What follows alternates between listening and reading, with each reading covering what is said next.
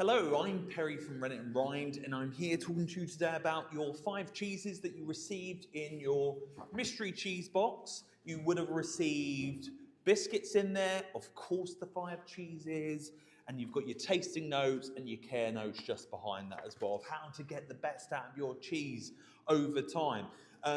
I am an affineur in these rooms. I mature cheeses, I brush, I turn them. I'm pretty good at it. I've been awarded being Britain's best cheese maturer the 3 times I've competed. So you mature a cheese from day one, you know, a year later, it's then blind judged, and hey presto, the best cheese in the competition, completely blind, wins, and I've won that 3 times. So hopefully, as that and a world cheese judge, and spending my whole life dedicated to British Artisan cheese, this should get you in a scenario that maybe I might know what I'm talking about. And I'm looking at the scenario of these 5 cheeses being what I fancy at the moment. And they're meant to challenge, they're meant to captivate the season.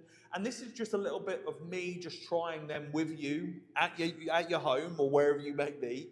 And just understand a little bit more why I chose them and seasonally why they're at their best at the moment. You know, and some of them profiles are really good at the moment, some of them a little bit more different. So let's get stuck in. So first cheese we have up is Tunworth. Now, a lot of people know what Tunworth is. You know, it's probably one of the most famous cheeses that we make in the UK that's an artisan cheese. So this is a Camembert style. It's a bit cold in here today, actually. Temperature's gone down a little bit, but it's a Camembert style cheese. And originally it was made by Hampshire Fine Cheeses, who was run by a lovely lady called Stacey Hedges. Admittedly, over the last 12 months, they've been bought out by a new business, Butlers, who make Black Sticks Blue and are really good cheese makers. But like with every cheese, it has to go through that whole scenario where, you know, they have to get to know the cheese and make it. And a couple of months ago, Stacey, who was sort of satellite looking after Tunworth still, just let me know that sort of the profiles are back on where they should be, to be honest. And I couldn't agree more. So this cheese is a Camembert style. So in the little, I haven't got the baking tray with me, but you can 180 degrees it.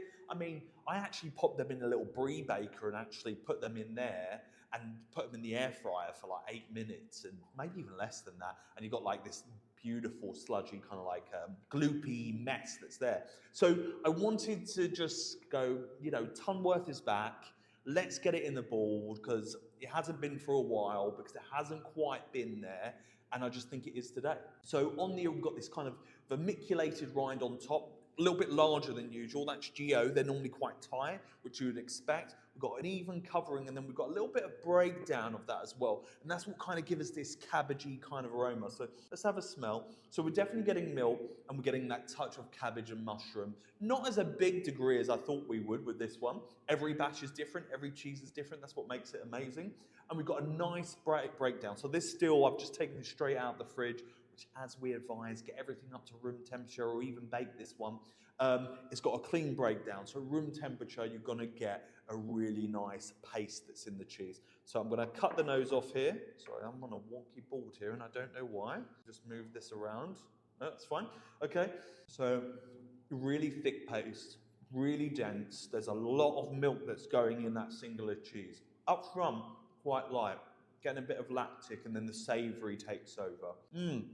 Really moorish, very buttery, like some really well-cultured butter that's in there. And then a few hints of that cabbagey, mushroom kind of element that we were talking about. The salt balance is like just a little bit too much, in a good way, because it like really adds that savoury element in, makes you a little bit thirsty, which is quite nice. But very, very buttery, very much like the best salted butter you'd have on a piece of toast. It's so nice to see this cheese back where it should be. Raymond Blanc said this is the best camembert in the world. Maybe it's back to that place, which it should be, which is great. So great to see the Tunworth back in form. So enjoy that, bake it or have it just at room temperature. Great cheese. Next cheese up we have is Gorwydd Caerphilly. So Gorwydd, we do 2 Caerphillys. We do Ducats, which is made by Westcombe. That's a little bit more gnarly, rough around the edges. And then we've got Caerphilly, which is made by the Trevone brothers. They're twins. They make Pitchfork Cheddar, but they, you know, always have made this Caerphilly.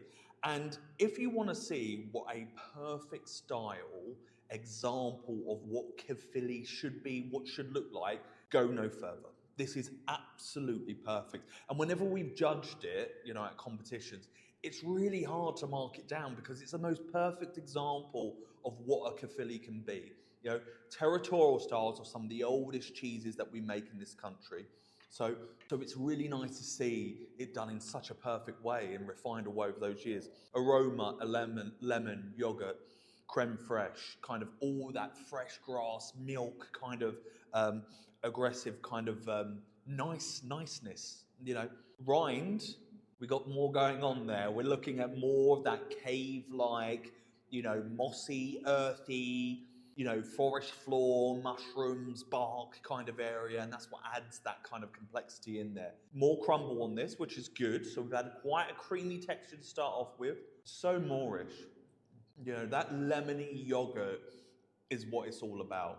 The texture, that slight crumble with a little bit of softness that's kind of in there as well. You know, kind of comes together, not in an unpleasant way.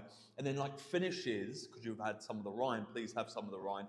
You get this kind of tonic-y, bitter, kind of like finish, but in a real pleasant way, like something raw vegetables or something like that. Really nice. Now, I've provided, I took off more than I could chew there, I've provided this into a journey, so you should have other cheeses, but this is a cheese to keep on going back to. That lemony freshness, that tonic-y bitterness, like I always say, is there as a palate cleanser. If you want to experience any other cheese in a different way, go back, try that, and try another cheese again. Gorwydd Caerphilly, the most perfect example of a Caerphilly style. Next up, we have Bibury. Bibury is a relatively new cheese, been around for a couple of years. Milk is from the ex-herd of Berkswell, made by David Jowett down in Gloucestershire. Seasonal, limited, exclusive. There's not a huge amount of these around, but we've got sheep's milk. It's wash rind on the outside, reminiscent of like a Nosferati or something like that. Now, these cheeses we've never had in the box before. They've been a little bit lighter.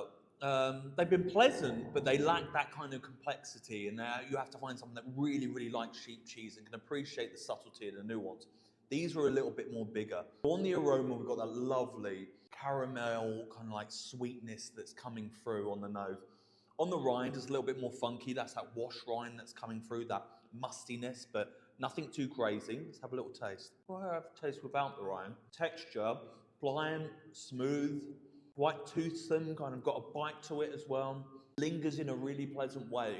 And the flavour is amazing. There's a touch of that sheepiness that comes through, but the kind of savoury intermix with the, it's like that, not sweet and sour, but it's got that kind of full-on umami, soy sauce, kind of, I'm going to say like Japanese kind of umami to it. It's got loads of depth that's in there. That sweetness just lifts really, really nicely, and you're left with that savoury bite that's in there. That is an absolute corker. And the rind is really pleasant as well. Now, it's a bit of a challenge and a chew, but provides that different texture. Feels really meaty, that chew, like some kind of beef jerky or something like that that's in there. Try it with the rind, that's quite interesting. Normally rinds can be quite overpowering.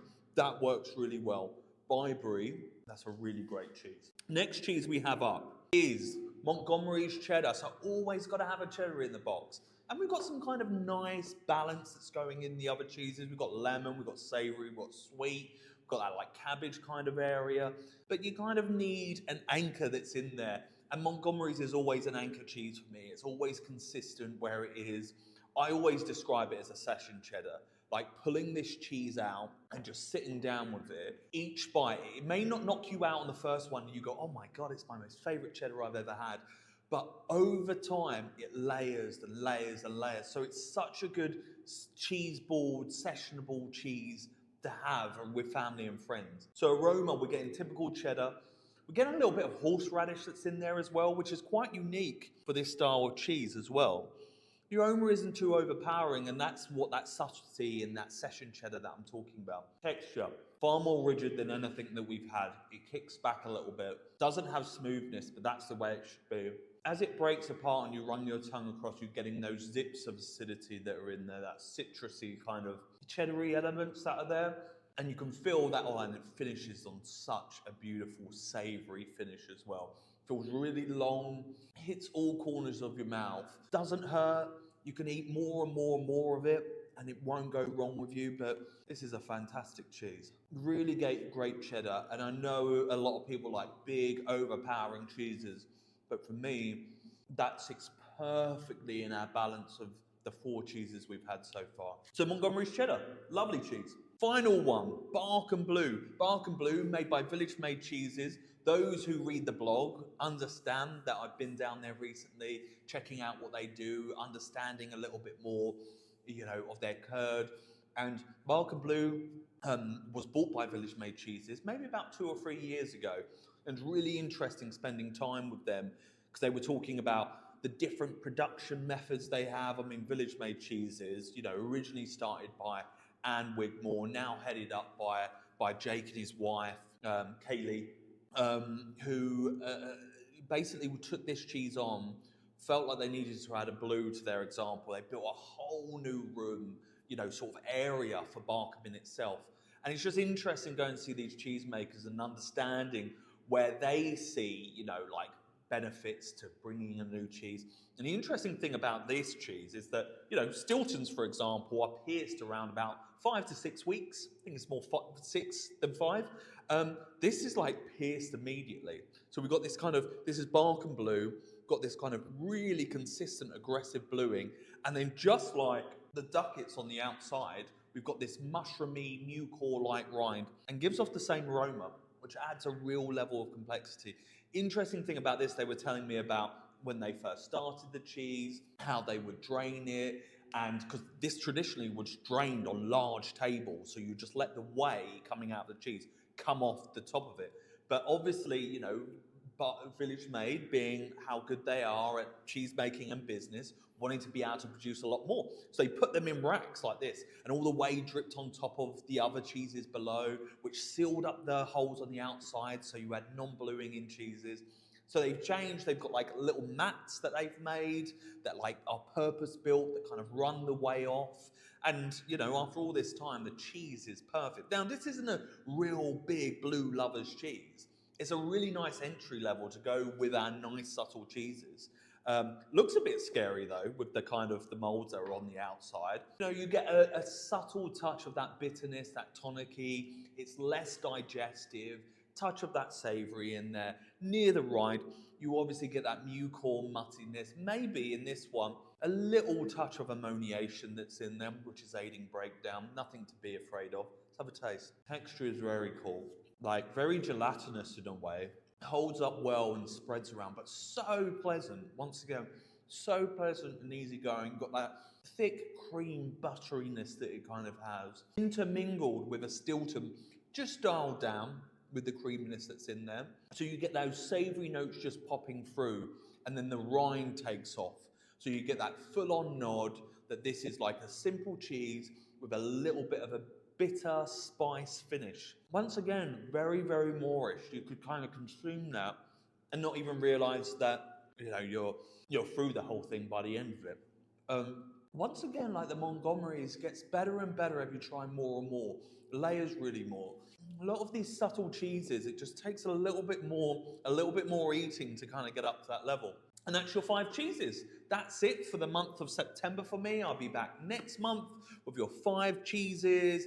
Thank you all so much for your support. We're still independent. We're still supporting British Artisan cheese. We're still growing, and you guys are loving it, which is great. So I'll see you next month, and look after each other.